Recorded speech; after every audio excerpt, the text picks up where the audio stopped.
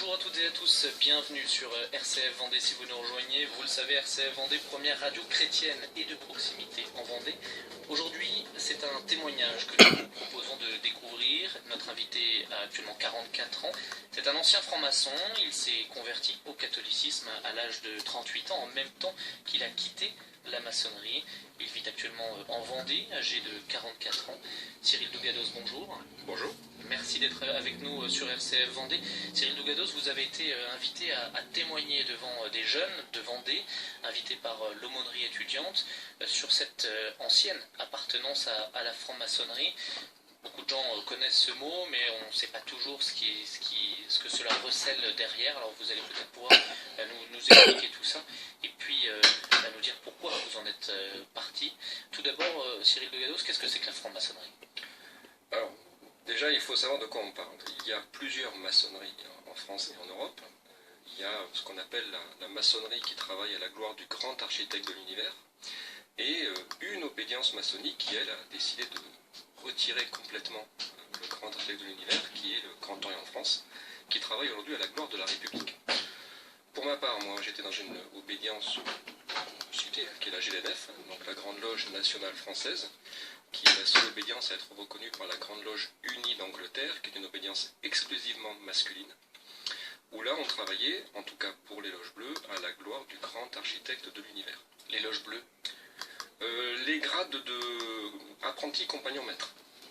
Après on passe dans ce qu'on appelle les hauts grades, les grades de perfectionnement, l'arche royale, ça c'est un tout autre sujet. Donc on a bien compris, il y a une différence entre la France et puis le reste des autres loges maçonniques en Europe et dans le monde. Mais revenons peut-être aux origines. Qu'est-ce que c'est que la franc-maçonnerie en tant que telle, les idées qui sont véhiculées à travers la franc-maçonnerie ? Alors, officiellement, la franc-maçonnerie est une organisation philosophique, initiatique et fraternelle qui travaille à la promotion de l'homme, oui, et à la... comment est-ce qu'on pourrait dire, l'évolution personnelle de l'individu. Donc ça, c'est, on va dire, sur la partie officielle. Voilà, sur les statuts de la franc-maçonnerie et des francs-maçons. Parce qu'on pourrait se dire, jusque-là, tout va bien. Jusque-là, tout va bien. Jusque-là, il n'y a pas de problème. Enfin, pour un chrétien, il y a quand même un problème. C'est qu'on ne travaille pas à sa propre gloire et à sa propre évolution, on travaille plutôt à la gloire de Dieu. Là, voilà, donc déjà, en maçonnerie, déjà, il y a déjà un problème. On met l'homme au-dessus de tout. On met l'homme au-dessus de tout, tout à fait. Après, on va dire, d'un point de vue plus interne, la maçonnerie, au-delà de ça, c'est surtout le moyen de se faire un joli carnet d'adresses, grâce en particulier, au-delà des loges, ce qu'on appelle les fraternels, qui sont des clubs, on va dire, de rencontres, soit par corporation, soit par point d'intérêt. Et puis, vous avez après une autre organisation qui s'appelle le GIT, le groupement d'intérêt de tourisme et d'économie et d'entraide. Là, ça permet, d'un point de vue européen, d'avoir des points de chute, des adresses. Donc, vous voulez dire que c'est une sorte de LinkedIn ou de Viadeo voilà, exactement.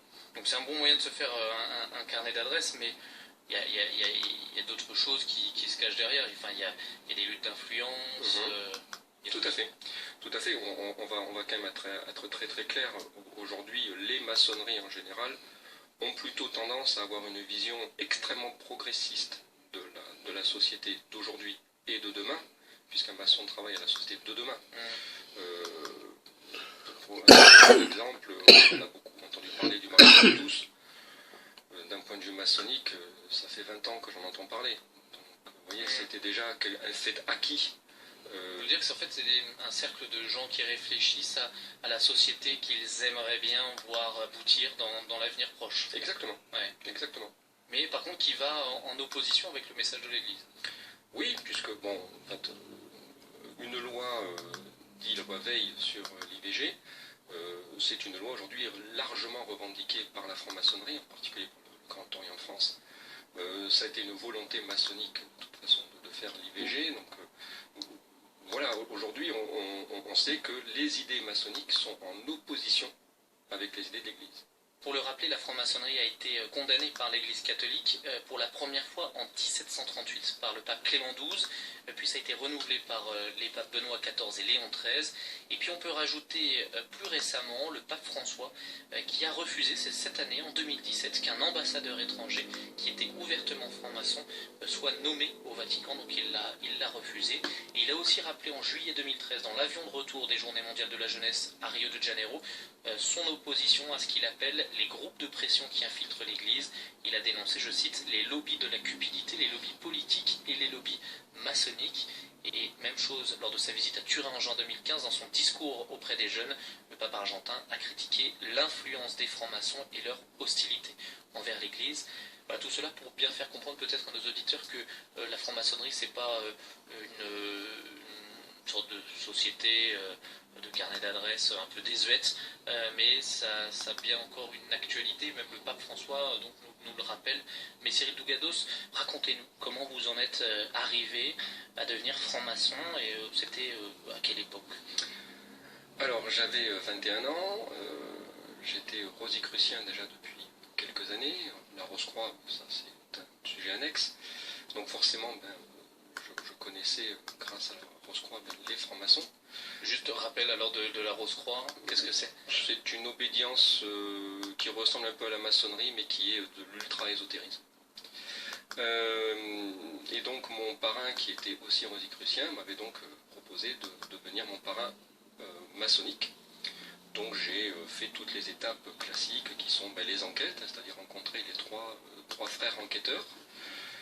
Et puis comme j'ai été initié donc, au rite français, donc j'ai fait mon initiation avec passage sous le bandeau, initiation, puis je suis devenu donc apprenti maçon à Toulouse, puisque, comme on dit en maçonnerie, je suis né en loge maçonnique à Toulouse, et puis donc, voilà, j'ai fait après tout mon cheminement. Après je suis allé à Paris, où je suis devenu compagnon, maître, et puis après j'ai évolué dans les grades. Et est-ce que on peut parler de votre activité professionnelle en même temps, parce que je suppose que c'est lié? Alors, disons que quand je suis devenu maçon, au bout de quelques années, j'ai eu une très très belle opportunité en région parisienne pour intégrer une grande entreprise, dont je dirais le nom, parce qu'on ne va pas faire de publicité, et où en un temps record, je suis devenu directeur régional adjoint. Alors, vous avez intégré la franc-maçonnerie, mais qu'est-ce que vous y avez fait? Comme tous les frères. Donc déjà, la première année, j'ai appris à être maçon. J'ai appris les différents symboles, les outils, mais aussi tout ce qui va être les symboles en loge, les piliers, force, beauté, sagesse, le pavé mosaïque, les 3 marches qui mènent à la chaire de Salomon, là où est assis le vénérable maître d'une loge. Quand vous allez donc à une loge, concrètement, ça ressemble à quoi une loge? La loge, déjà, c'est un espace qui est hérité, effectivement, des fameux bâtisseurs de cathédrales qui, eux, se retrouvaient souvent en fin de journée pour travailler sur les plans. Donc la loge, on va dire, c'est un terme symbolique. Voilà. On va surtout se retrouver en temple, dans un temple maçonnique, qui est une pièce aménagée spécialement avec des chaises, avec des bureaux, avec un certain nombre de symboles accrochés au mur, tels que le soleil, la lune, et puis au-dessus du vénérable maître, un triangle avec un œil, qu'on appelle donc le grand architecte de l'univers. Après, il faut quand même être très très prudent, parce que derrière le mot grand architecte de l'univers, on peut y mettre beaucoup de choses, et même des choses qui sont très loin d'être chrétiennes. Soyons très très clairs là-dessus. Qu'est-ce que ça représente? Est-ce qu'on parle de Dieu, vous nous le disiez, on peut parler aussi de choses qui n'ont rien à voir avec le christianisme? Rien à voir. Disons que ce qui est très ambigu en maçonnerie, c'est qu'on dit travailler à la gloire du grand architecte de l'univers, mais dans les rituels, dans la pratique, à aucun moment on ne fait référence à Dieu, ou à ce fameux grand architecte de l'univers. On ne parle que de sa propre évolution, qu'elle soit spirituelle, symbolique, en termes de grade. Disons que ce qui est très flagrant quand on rentre dans un temple maçonnique en tant que chrétien, c'est cette volonté absolue de singer l'Église et la Bible. Quand on parle de grand architecte de l'univers, est-ce que on peut dire, pour certains peut-être francs-maçons, de dire c'est Dieu? Ou alors, puisque vous nous disiez que la franc-maçonnerie c'était surtout l'élévation de l'homme par l'homme, Tout à fait. Et là, ça me fait penser au péché originel, Adam et Ève, et Satan qui fait cette proposition-là à l'être humain. Donc, est-ce que Satan se cache derrière ce grand architecte de l'univers de la franc-maçonnerie? Oui. Alors, à titre personnel, mais ça c'est vraiment moi qui donne mon analyse. Je vais être très très clair avec vous. Pour moi aujourd'hui, la franc-maçonnerie, c'est du satanisme qui ne dit pas son nom. Je vais être très clair là-dessus. Les loges bleues, c'est de l'ésotérisme et du satanisme qui ne se révèlent pas. Et pourtant, malheureusement, dès l'initiation au grade d'apprenti, on est déjà en train de faire du satanisme. Je vous donne un exemple tout bête. Le mot de passe d'apprenti pour entrer en loge, c'est Tubal-Cain. Mais si on décortique, c'est Tubal Cain. Cain, dans la Bible, bon, c'était quand même le premier fratricide de l'histoire. C'est quand même le personnage qui a voulu embrouiller Dieu. Voilà, suis-je le gardien de mon frère, hein. Donc on va vraiment être très très clair là-dessus. Maintenant, si on va un peu plus loin, Tubal-Cain, dans la Kabbale juive, et chrétienne aussi, mais dans la Kabbale juive, c'est un personnage qui a eu quand même une relation incestueuse et qui a donné naissance au démon Asmodée. Donc vous voyez, sans le savoir, on nous donne un mot de passe qu'on va dire machinalement, comme ça, sans avoir l'air de rien. On est déjà, finalement, en train de flirter avec de l'ésotérisme, du satanisme, tout ce que vous voulez.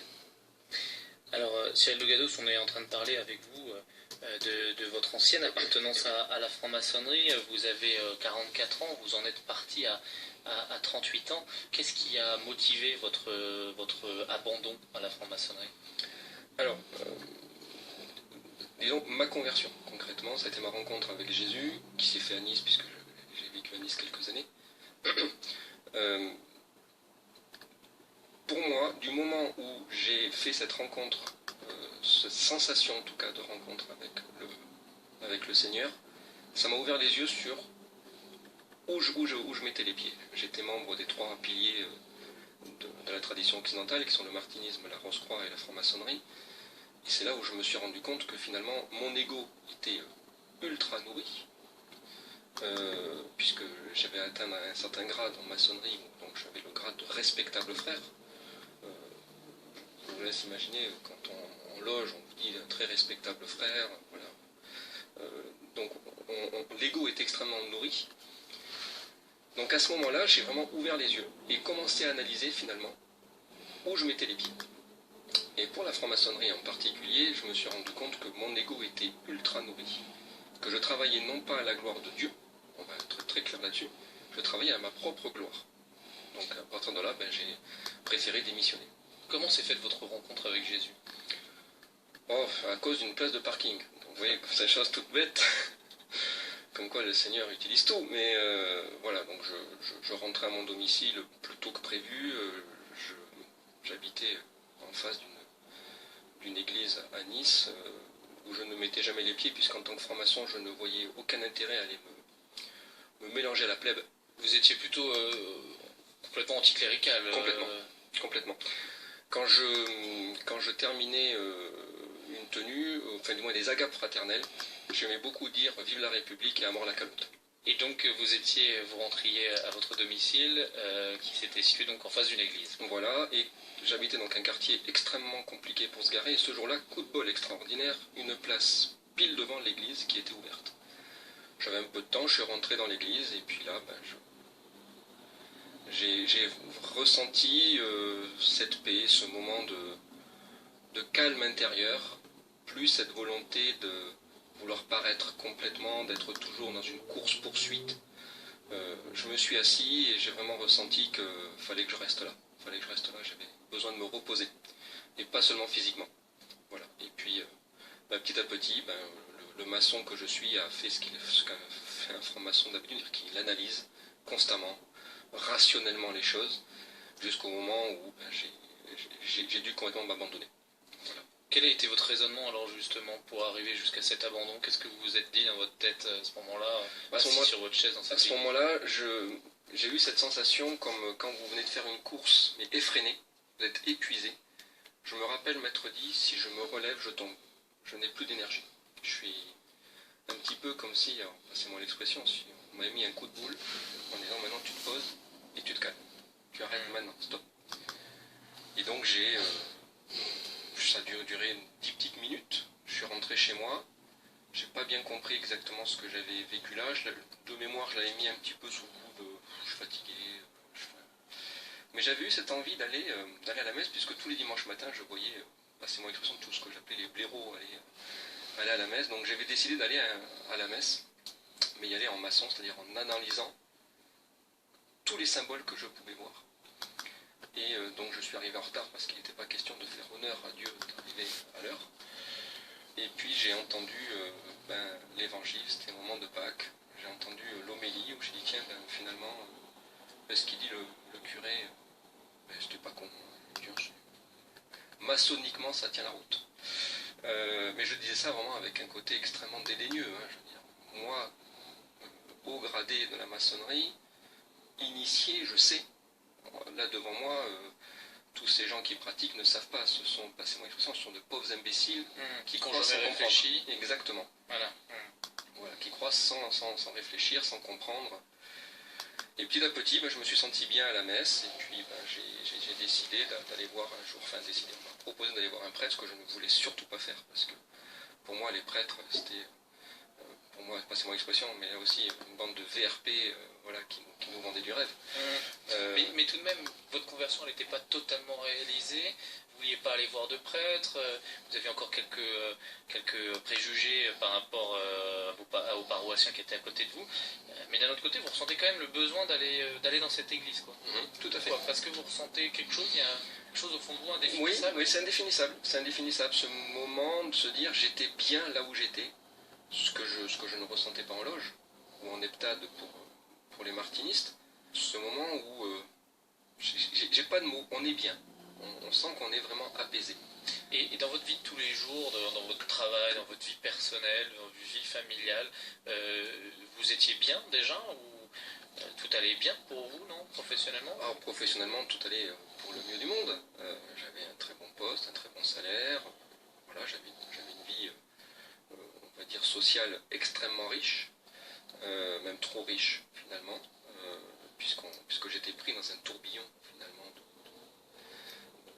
de social, qui m'empêchait finalement de réfléchir et puis m'empêchait aussi de ressentir.